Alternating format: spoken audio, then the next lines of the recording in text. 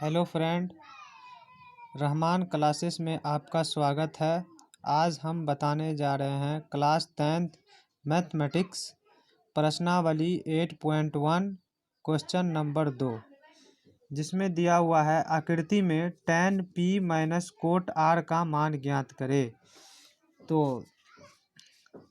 निकालना है। इसमें दिया हुआ है पी क्यू का मान और उसके बाद पी आर का मान 13 सेंटीमीटर और क्यू आर का मान नहीं दिया हुआ। तो लंब का मान दिया हुआ है, कर्ण का मान दिया हुआ है, हमको निकालना है आधार का मान।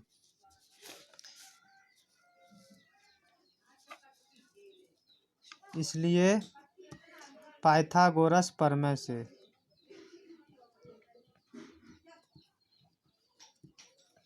पाइथागोरस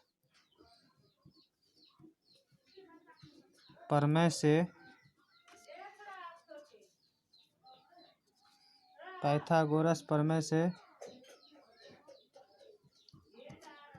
कर्ण का स्क्वायर बराबर लंब का स्क्वायर प्लस आधार का स्क्वायर।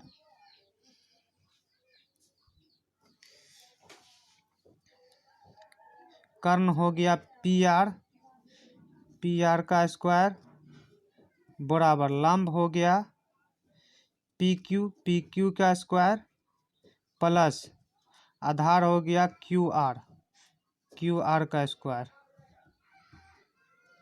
पी आर हो गया मेरा 13 सेंटीमीटर, 13 का स्क्वायर बराबर पी क्यू हो गया 12 का स्क्वायर, फिर प्लस क्यू आर नहीं मालूम है तो क्यू आर का स्क्वायर।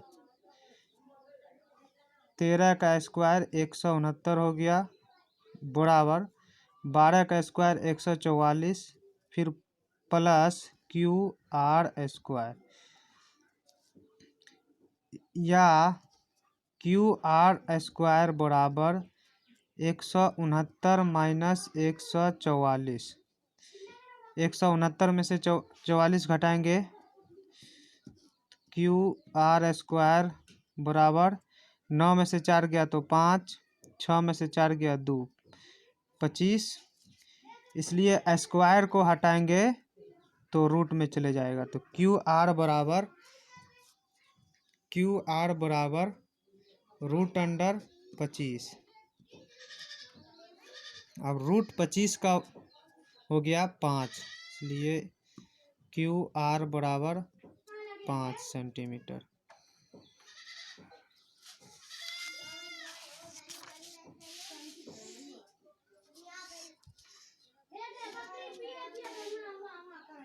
सबसे पहले एक राइट एंगल बनाएंगे। इसमें पी क्यू आर का मान 13 सेंटीमीटर दिया हुआ था, पी क्यू का मान दिया हुआ था 12 सेंटीमीटर। देख लेते हैं एक बार।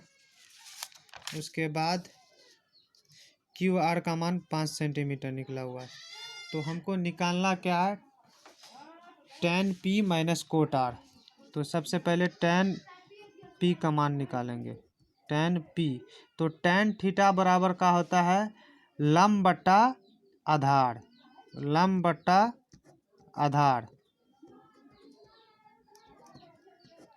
tan थीटा बराबर होता है लंब बट्टा आधार। इंग्लिश में बोलते हैं परपेंडिकुलर बट्टा बेस।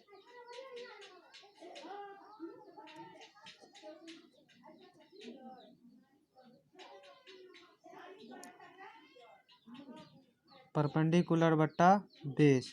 तो tan p का मान निकालना, एंगल p, एंगल के सामने वाला परपेंडिकुलर कहलाता है।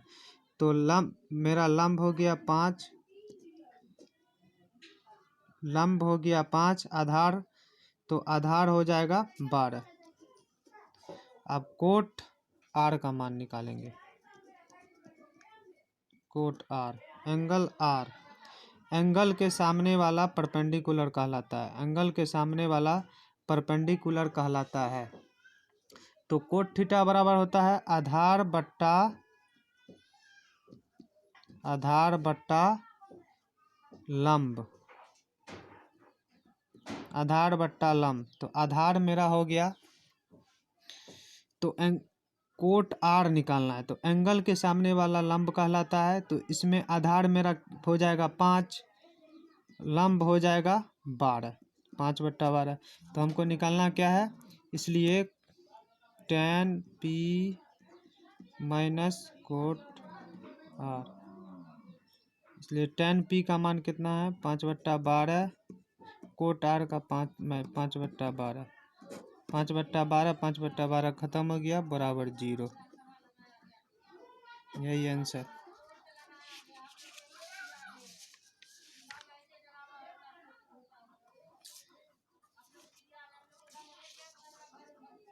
क्वेश्चन नंबर 3 सॉल्व करने जा रहे हैं। क्वेश्चन नंबर 3, यदि साइन ए बराबर 3/4 तो कोस ए और tan ए का मान परिकलित कीजिए।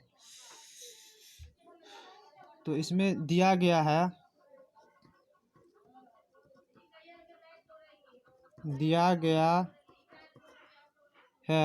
साइन ए बराबर 3/4। तो साइन थीटा बराबर क्या होता है, साइन थीटा बराबर होता है लंब बट्टा कर्ण, जिसको इंग्लिश में बोलते हैं परपेंडिकुलर बट्टा हाइपोटेनियस। तो सबसे पहले एक राइट एंगल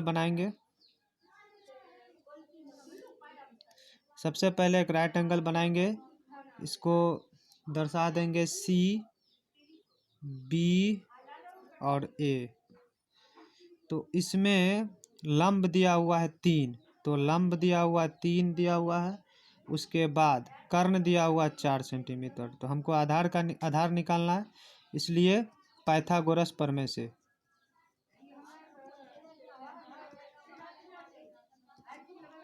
पाइथागोरस प्रमेय से कर्ण का स्क्वायर बराबर लंब का स्क्वायर प्लस आधार का स्क्वायर।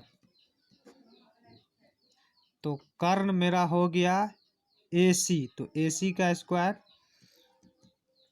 फिर लंब हो गया BC, तो BC का स्क्वायर, फिर प्लस आधार हो गया AB, तो AB का स्क्वायर,